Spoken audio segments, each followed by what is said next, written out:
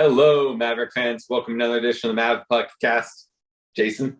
And I'm John. And there was a tiny bit of excitement this weekend. Yeah, the series turned out to be more exciting than we thought. It's good to have you back on the Mavpuckcast. You were out of town last week, and I know you got to see the Colorado Avalanche raise the banner for their Stanley Cup win. How was that? Amazing, of course, as you would expect.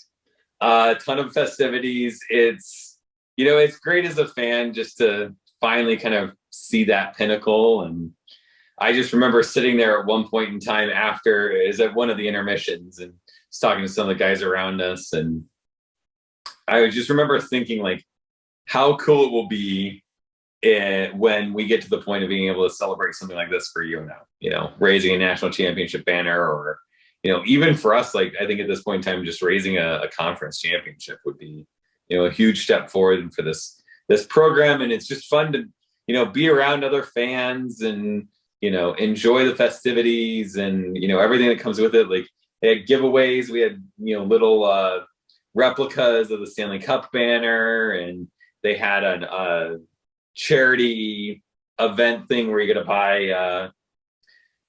to buy things from former days of old. And we'll bring this in on the podcast just because, he has a little bit of UNO ties there, but they had some of the nameplates from the lockers and I saw Jason Megna's there, and he's playing for the organization and has been for a few years now. So it was kind of cool to pick up his nameplate there from his locker. So that was kind of fun. It was a ton to do, but it was just it's just so nice. And it'll be great when UNO gets to do something like that and celebrate something like that. Yeah, we've gotten to raise a couple of banners for NCAA tournament appearances and our One Frozen Four appearance, but it'll be cool to get an actual championship at some point down the road. So something that you've earned. Like I think those, because I've seen those and it's like they're great, but they're like the quintessential participation trophy. It's like we were there and that's the banner. Like I want to see them raise the conference championship. We went somewhere, we did something, we won something. That's when I think these fans will really they'll really tie in, and it'll be pretty awesome. Yeah, I completely agree. So that sounds like a fun trip that you guys had. We're glad you're back though, because last week Bridget and I had to do the game chat, and she relied on me to kind of carry things. And normally during these things, I can say, Jason, what did you think? And you'll riff about it for 2-3 minutes, and it's great because then I can think about what I'm going to say next or who I'm going to mention next. So I'm glad to have you back. But we had Alaska Fairbanks come into Omaha this weekend. It's been kind of a rough start for the Mavs. We got swept at home against Niagara to start the season, and then we go on the road and we win on Friday at Lake Superior State. We tied them 4-4 in overtime on Saturday and lost in the shootout in that game. And then we come into this series against Alaska Fairbanks, and I wasn't quite sure what to expect going in. I picked a split in this series just based on the fact that the team has been wildly inconsistent to start the season. And there have been times when they've shown flashes, like maybe they can break through. Certainly in that exhibition against Mankato, they looked very good. But the last few weeks, they've kind of been a hot mess at times, Jason. So what did you think as we watched that Friday game? Early on, I thought they looked slow and sluggish against the Nanooks. I would agree. I think there was some almost hesitation at times. I think we're seeing what we talked about early in the season with a young team. A lot of incoming freshmen, a lot of first-year players, a lot of transfers. So even these experienced guys that we have, many of them haven't played together before, haven't played with some of the guys they're playing with or on a line with. And, there's chemistry that has to be built. There's this feeling out period that has to be had. And with that comes inconsistent play. And that's what we see. That's why we see kind of a tale of two teams at times between not just like a Friday, Saturday tilt, but also inside. it is amazing to me how one period to the next, they can seem like totally different teams. Yeah, they're definitely, since it's Halloween season, they're definitely a Jekyll and Hyde team right now. And they started off the first period on Friday night, kind of how they started off the first period Saturday night at Lake Superior State the week before. They go down 2-0, and then they give up a short-handed goal at the end of the first period. At that point, we're just scratching our heads. Look, Alaska had quite a bit of success last season as an independent. They had struggles coming into this series. They hadn't had a lot of success early on to start the season, and you were kind of wondering what was going on with UNO. We relied too much on our power play on Friday night. There just didn't seem to be 5-on-5. That urgency to get to the net, I think, is kind of what I'm wanting to say. Like we kind of just all weekend, honestly, like we just got the puck and got in and took the easy route out. Sunday I'm sure we'll talk more about it, but like Sunday, I felt like, especially early on in that game on Sunday, that we would get the puck in and there was this need to shoot, but not let a play develop. And I think that this team, it will come with experience, but they need to calm down and they need to let plays develop.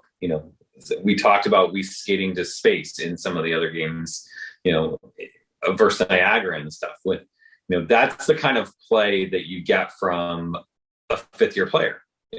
He knows where things are, and then he can feel comfortable and confident in just not feeling the need to get the puck to net when there's not going to be anything there to help you. I'm just going to call this right now. I have a feeling they're going to look fantastic when North Dakota comes to town in a couple weeks, and we're all going to be like, why is it such a struggle against some of these teams that we know that we should be very, very competitive with? Thankfully, UNO was able to tie the game up with a pretty goal by Matt Miller. And really the pretty part was the laser-like pass, dot-to-dot pass that Tyler Weiss had in that, which is something that we expect from him, as you often call him the setup artist. I was hoping that they would find a way to win it in regulation. They did not. And then we go to the 3-on-3 overtime. I am not a fan of 3-on-3 overtimes. We actually have a discussion going on about this on the Mavpuck message board right now.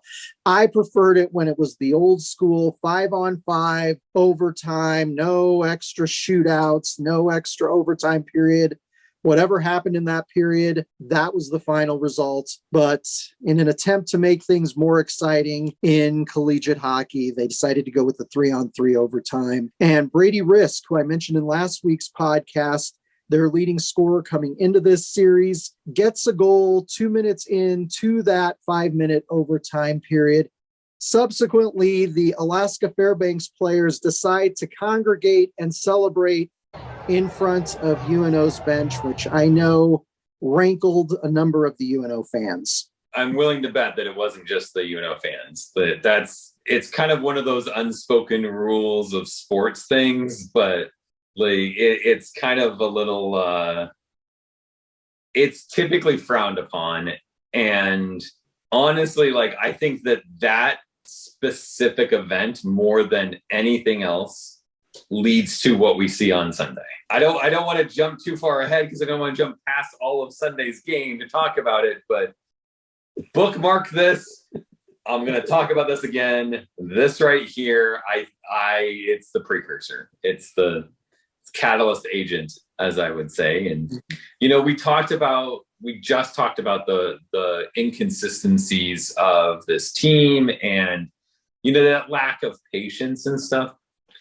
I personally I like that, not an opinion on 3 versus 3 overtime, but I would say that I appreciate the need and desire to match what the NHL is doing and prepare these guys for the future. And so because the NHL does 3-on-3, I think it's good that college hockey does the same thing, because I think that prepares them. The thing that sucks is that because we're a young team, because we have a lot of players who are still kind of learning how to play at this level, what you need in 3 versus 3 overtime is you need patience and puck possession. And that's two things that a young team typically will struggle with. And that's I think what we struggled with a little bit on Friday was pushing the play too fast, trying to get it too quickly instead of saying, let's wait it out. Let's wait for something to develop, and take what's given to us instead of trying to, jam it through and force it. I would have been happy with having no more overtime games on the weekend, but the teams rolled into Sunday. It was the rare kind of Friday-Sunday series, which much in the way that I'm not a fan of 3-on-3 overtime periods, I'm not a fan of games that are Sunday afternoon at 2:00. But I will tell you, UNO came out with a lot more pep in their step, I thought. And I thought that the team looked like they had more speed. They played with a little bit more urgency in that game. I don't know what the coaches might have done as far as preparation went. They did tweak some of the line combinations, which I thought was good. For example, you saw Nolan Sullivan, who had been centering the fourth line, was on the third line this weekend. So it was scoreless through the first period. And my nephew Blaze, who was sitting next to me, said, John, this is kind of a slow game. There's not a lot happening here, mainly because he loves to see the team score and the celebration and the streamers getting tossed. But about midway through, at the 11:31 mark of the second period, Johnny Sorensen, the transfer from Minnesota, Bridget mentioned him on last week's podcast, gets the first goal of the game, a power play goal. Alaska Fairbanks is up 1-0. I was a little worried at that point that this was going to be the same song, second verse as Friday night, that they were going to get that 2-goal lead on UNO. I thought the first period, the biggest difference is that we played more physical than we did on Friday. We weren't letting them hit us. We were out there delivering the hit. It's a bang bang play. You're shorthanded. It's hard to, especially since we had so many calls going against us on Sunday league. It's a difficult thing to stay perfect going through those types of things. There's always breakdowns, and it broke down. They scored, they capitalized, it was good for them. And then, we needed the bounce back. And luckily, 3-4 minutes later, Jack Randall gets back on the board. I think he's the leading scorer for UNO right now. Not the one we would have picked at the beginning of the season. And it was good to see him get us back level. And I think the team kind of settled in a little bit more when we got into that 1-1 game than we were in that first period, where we seemed to just be playing a physical game for the sake of playing a physical game. Yeah, you're exactly right. Jack Randall really has been Mr. Dependable this season so far. And it's great to see him have this kind of success. As we mentioned before, he originally started his collegiate career at Michigan, left Michigan, played a season for the Lancers, and arrived at UNO. And I'm glad with some of the departures we had last season, he has really kind of risen to the top.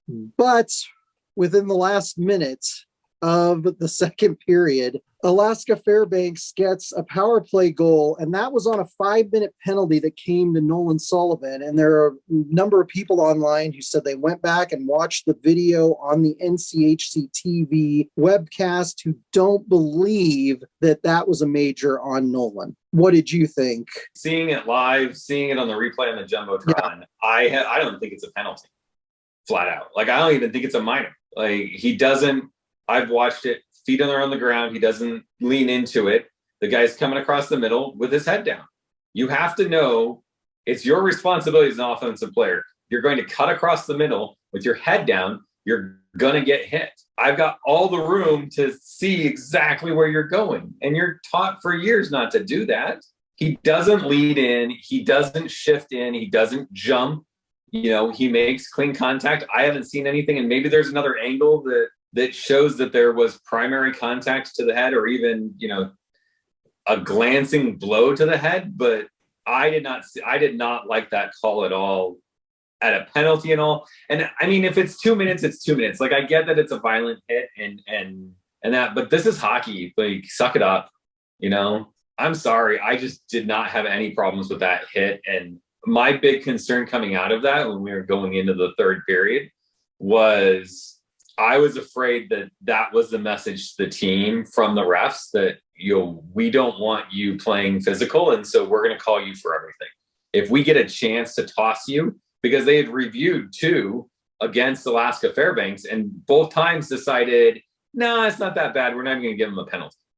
And it's like, now you get one opportunity to go after our guys and penalize our guys, and you take advantage of it. And so, like, I really worried that our guys were going to think that, we're playing the refs and the refs are going to do anything, and we're going to stop playing that physical game. And that change of pace might have been what Alaska needed. Luckily, we didn't. We still came out in the third period and played a pretty physical game. And the refs, I don't know. Part of me wonders if they realized when they got back to their locker room that they made a mistake, because early on in the third, they call what I would consider a fairly borderline cross-checking in front of Omaha's net on their power play to kind of level the playing field for the last more than half of what remained on that major penalty. I kind of feel like that was the little bit of the makeup call of like, well, we are not going to get bit by this again and give them another goal. So, here's a way to kind of level it out. Yeah, I mean, I thought the officiating crew was mediocre at best. First of all, they reviewed 2 penalties that they didn't actually call. You're right. Right.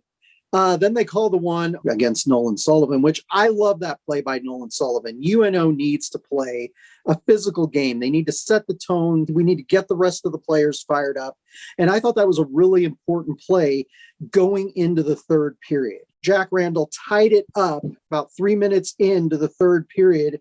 And I think that really set the tone the rest of the way. It was a shorthanded goal. I was leery about going to overtime again because I hate letting teams like this hang around. We haven't had the ability to really put anybody away during this regular season so far. And that was the odd goal because it came shorthanded, but play went on for a good couple minutes before they finally reviewed it and realized that the puck actually had gone in. And I haven't had a chance to go back to NCHC and watch it. I got to watch it on something I can zoom in on.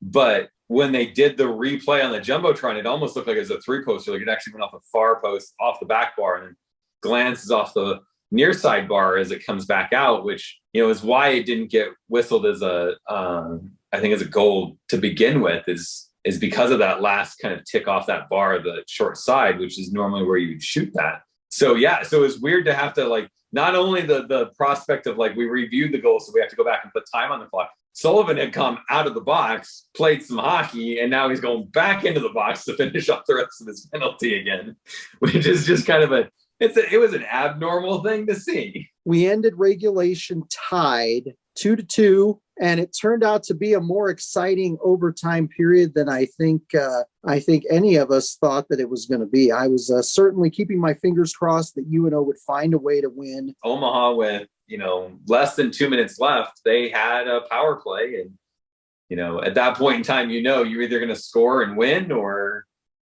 you're going to end 3-3, because the odds of a shorthanded goal are not very high, especially when you're dealing with that much space. So yeah, and we get Weiss from the top of the umbrella with this nice low slapper that goalie didn't even see. Like, he hardly even made a move. He didn't go down in his butterfly at all, and it goes in, on what would be Weiss's short side, and just a great setup. Finally getting some patience, like we talked about, inside on that power play, and moving the puck around and letting things develop. And Weiss got the opportunity for kind of a slap shot from that top of the umbrella, and UNO wins the game. And all hell breaks loose.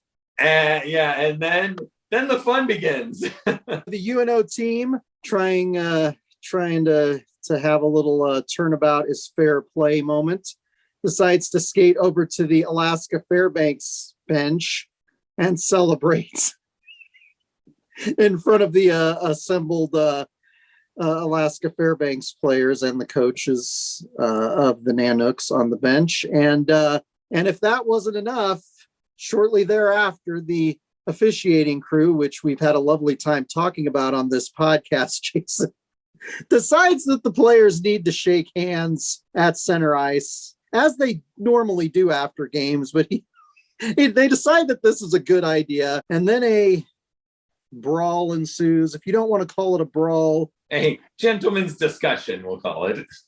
A gentleman's discussion. A lot of people have gone back and analyzed these plays. Which is all fine and dandy, but the only opinion that matters is the one of the two referees that decided to put 12 penalties on the score sheet. Yes, they did. You know, from what I read online after the game, it sounds like Tyler Weiss and one of the UAF players fist bumped after the games. It seemed like things were going okay, but another UAF player decided to get in there and get behind Brock Bremer and shoved his face into his own teammates, and just all kinds of interesting fisticuffs ensued. And if you're watching this on YouTube, Jason and I currently are talking over video of all of this going on at the end of the game. It was very exciting. UNO's athletic director, Adrian Dowell, came out onto the ice to try to separate the players. He had Mike West, who's the executive associate athletic director for external affairs, because as we all know, the UNO athletic staff has the longest titles in the world for what they do. Mike West, a well-known marketing guy here in Omaha who did great things at Creighton University. He and Adrian both worked at Creighton University before, so they were both out there on the ice. I don't think I ever saw Trev Alberts out on the ice when he was athletic director at UNO. I've seen a lot of fights in the handshake line over my years of watching hockey. I have never seen administrative staff come onto the ice to assist with the security of the event. What we know of Adrian, I'm sure that I'm willing to bet his thought was, I don't want this looking bad for me, my players, my university. I don't want a black eye for UNO coming from this, so let's get out there and put an end to this right now. I'm curious what you think about that decision to come on the ice. I was fine with that decision to come on the ice because, like you said, you have seen a number of these situations develop, whether you're watching, amateur hockey like the Lancers.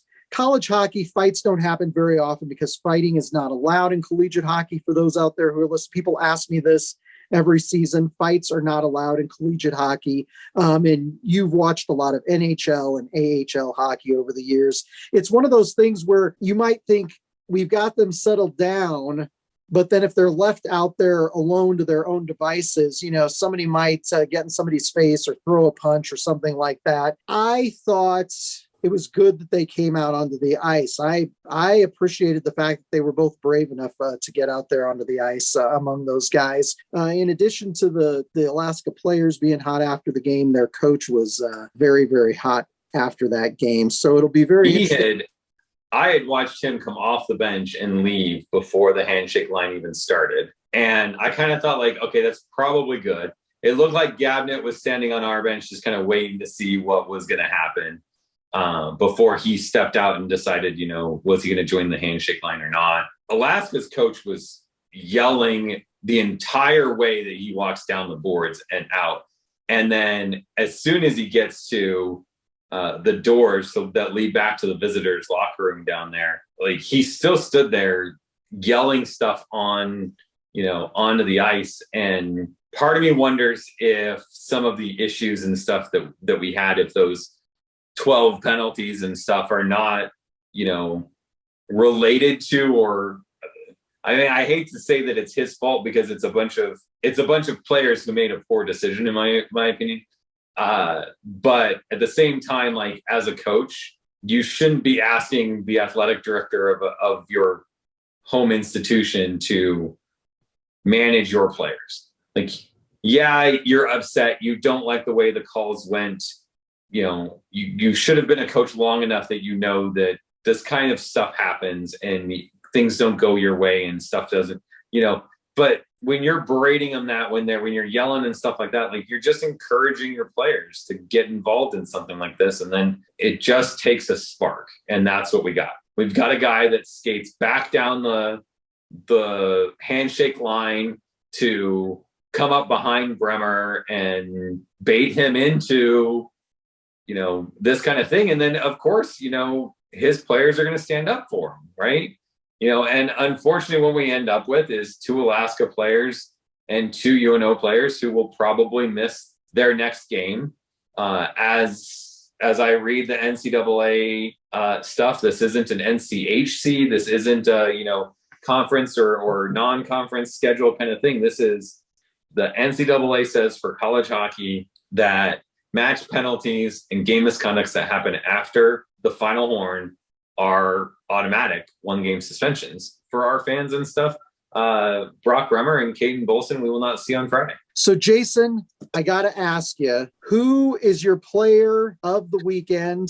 It almost goes back to your consistency comment earlier of if I just look at Friday's game, I'm thinking this player. And if I just look at Sunday's game, I'm thinking this player. But unfortunately, it's not the same guy. And the guy that played well on Friday doesn't play as well on Sunday. And so I struggle with this one about who to kind of really call out. And I think that I'm going to go for a change. I'm going to go off the board a little bit to a guy that maybe hasn't got, we already talked about him a little bit, but I've been very impressed with Caden Bolson's play.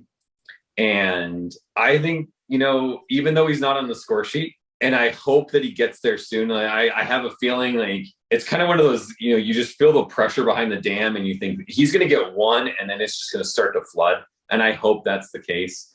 But I really think that he's on the verge of something. I like his play. He's aggressive, but not to the point of a wild card kind of thing. He's got a good shot. He fills lanes. I think he's pretty responsible. He seems to be pretty responsible defensively. So I've been really impressed with him, and I hope he continues that play. Yeah, I agree. He was originally a commit to Minnesota when Don Lucia was the head coach. Then they had the change of regime, and we've been waiting for him to have a breakthrough season. And I think it's possible as this season progresses that this can be that breakthrough season for him. So we won't see him Friday against Long Island University, but I like that pick, Jason. That is a unique pick. I was going to do something really unique. I was going to go with Nolan Sullivan for that hit near the blue line that got him into the box for 5 minutes, because I thought that was a great physical play. And that's something we haven't seen a lot of from the Mavs this season. Obviously, the way that the game has changed, the way that officials are calling penalties, and UNO in recent years being a highly penalized team, I know that they're trying to avoid some of those mistakes, but I liked the physical play because I think sometimes that gives a spark to the team. And I know I'm making an argument for Nolan Sullivan here, and I should just pick him. But I'm going to go with the easy pick, which is Jack Randall, because I don't know how we cannot pick him for this series. He really has been, so far, the most dependable player, the most consistent scorer, had 2 goals on Sunday afternoon, which were really important in that game. You would hate to have gotten swept. So it was nice to get our first win at home of the regular season. So Jack Randall, 2-goal performance this weekend. That's who I'm picking. I went with the easy pick, and you and I have done a great job avoiding picking Tyler Weiss. I don't know if we're going to be able to do it much longer. You talk about the consistency of Randall, but like him and Weiss have been the ones week in, week out. You're getting what you expect out of them. You're getting good play. Obviously Weiss with the game winner on Sunday night is a huge thing. And, his setup on Friday night, it's just, that's what you expect. He's out there quarterbacking the first power play unit, which is because of his talents, his ability to wait for space, his vision on that power play. When you've got that extra space, he's willing to hold on to it for a little bit longer. And so, yeah, we're going to if things continue the way that it's going to be, we'll just have to kind of put them up as the perennial 2, and then we're picking our 3 and 4 at that point in time. Because when I picked Caden, I was like, every week it's these 2 guys that are driving the bus and taking this team sometimes on their shoulders and saying, all right, fine, I'll carry you with me. Turning to our things you missed at Baxter Arena. Jason's going to regret the day that he came up with that title for that segment, but it's perfect because now when I go to series, Jason, I'm looking for things that people might have missed who weren't there or were in the concourse when it happened. One of the things that I noticed, Jason, going into this series, I saw a couple tweets from Baxter Arena on Friday afternoon before the Friday game against Alaska Fairbanks that DoorDash was their new mobile ordering partner for concessions in the arena. Bridget had done mobile ordering last season, but they used a different platform for mobile ordering at Baxter Arena. So DoorDash was new. And I said to Jason, we got to try this sometime for the podcast, because this is the kind of, consumer feedback as fans that we like to do when we're at Baxter Arena. And you decided on Friday night, you're like, yes, I'm ordering something. You ordered. Now, are they the barbecue nachos that you ordered? Yeah, I think they called them the pizza box nachos. I did not know I was literally getting a large pizza box filled with nachos. So yeah, my eyes were bigger than my stomach on Friday night. Now, what did you think of the ordering process through DoorDash? When you think DoorDash, you think about ordering food to your home and having somebody deliver a sandwich or a pizza or a meal or whatever to your house. What did you think about it in the arena? I will say this, I was pleasantly impressed with how it worked. We had talked before we had decided to do this on Friday, that I had looked at it because they had mentioned no fees. And I had looked at it during the Niagara series because I saw the signs. And when I had gone in during the Niagara series, it showed the delivery fee in my cart. And now that I think about it, my assumption would have been that they probably would have taken that off if I had ordered back then. But I had seen that. And so I decided I don't need to pay an extra couple bucks to order in my app because I'm a geek and I'll jump on just about anything early on. I'll just go down and get what I want and that'll be fine. So it was nice that they had updated or fixed that kind of issue because it didn't show the fee this time, which I think is pleasant. I think it's nice that you don't have to pay extra to do it, but it worked really well. I thought it was simple, it was easy. We really didn't have any problems. The only odd thing was I think it told me 15 to 28 minutes or something for your food. So we had decided to kind of go down there and just wait for it and see exactly how long it took. It took nowhere near the 15 minutes that they said it was going to take, on the bottom order. It was much faster than that. So hopefully with time, they'll get better about how quick their turnaround is. But walked right up, got my food. I was able to order a beer, which I don't know how they do that, but sweet. I didn't have to do anything special or anything like that. And yeah, I was really impressed. I think they did a really good job with it. Now the next step, I order, you bring it to my seat so I don't have to move. That's what I want. Yeah, I mean, that would be great. And I tagged along with you down to the concession stand. For those who don't know, they have a special line for people who order via DoorDash that you can go to. And if you're watching this on YouTube, I have footage of the regular line. It was a fairly lengthy line, and the game was close to starting at that point. So it really was expedited service for you ordering through the DoorDash app. When I mentioned that DoorDash was the provider to some of the other people around us, when they think DoorDash, they wondered if there would be wait staff who would bring the food up to your seat. And I think that might be a nice little perk at some point. For fans, Jason. If not, they could at least try it in the club seats and see how that worked. But yeah, and I know NHL teams and stuff that do that, and other.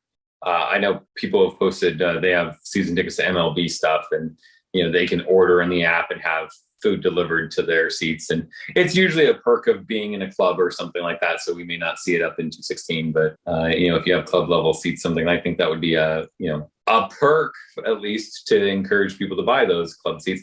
The other thing that I will say for people that are thinking about doing it the next time we have a home game with North Dakota in town or something, a couple of things to keep in mind. One, not everything is available there. So particularly like where we went to get the food and what you see on the video and stuff, some of the menu options that you see when you're standing in line, you don't have available to you when you're on the app. And that includes alcohol sales. Like the only thing that this one would allow us have was the cooler case alcohol.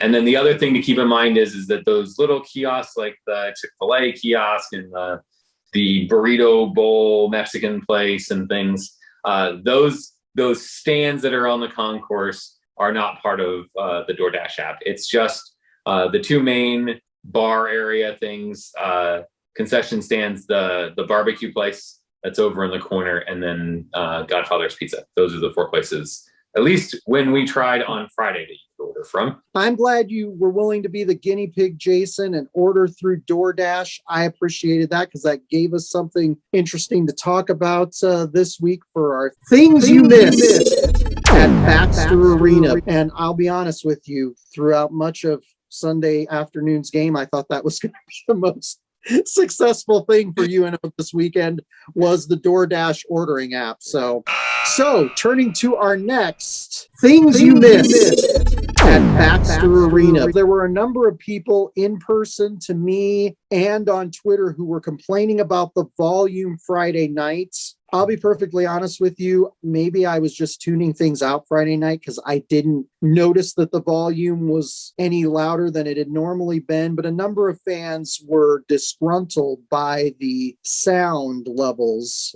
on Friday night at Baxter Arena. What did you think of the sound levels, Jason? Did you have a reaction like I did where you didn't really notice it? Or did you just find it really loud and it was hard to chat with the people around you?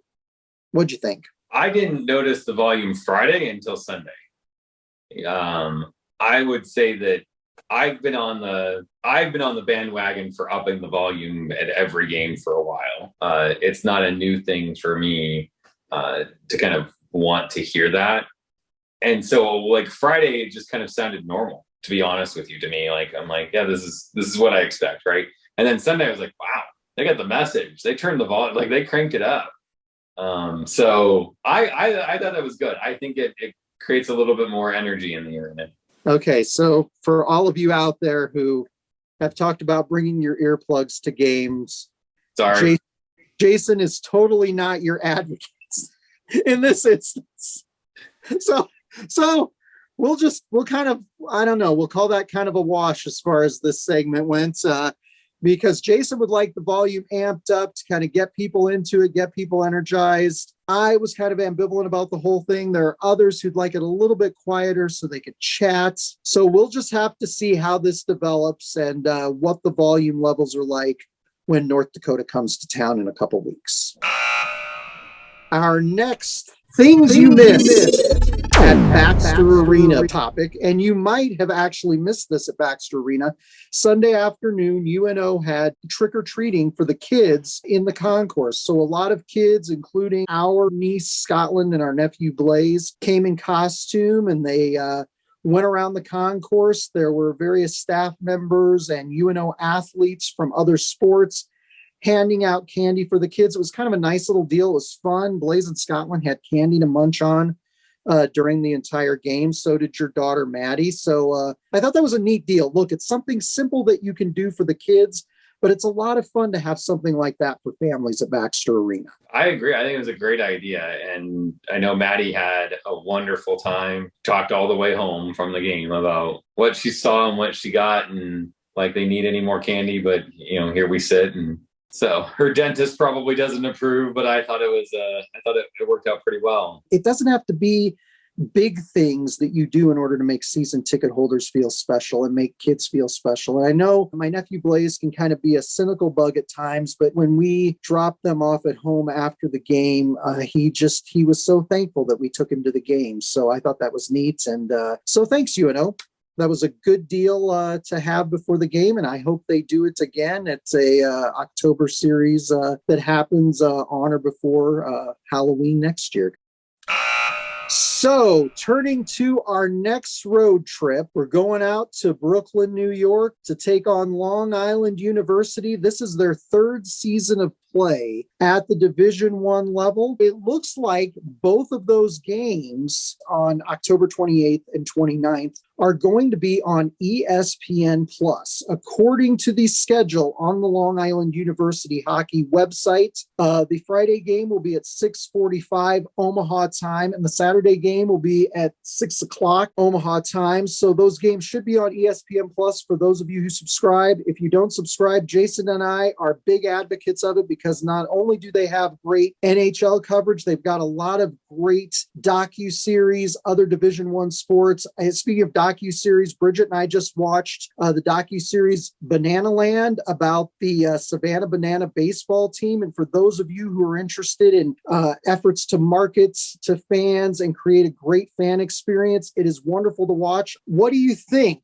about Long Island's going into this game? They are coming off a series at Michigan State. They got swept by the Spartans. Overall, they're 1-4-1. They're a team that on paper you would think that UNO should be able to go in and sweep, but we've watched this UNO team this season, and I'm taking nothing for granted, Jason. It's one of those, we talked about Niagara, and it's like on paper we should have swept Niagara, and instead we couldn't find a win at all. And even Alaska, like on paper we should have beat them both games this weekend, but both times we go to overtime, and one bounce their way, one bounce ours, kinds of things. So it's really difficult to kind of predict what's going to happen.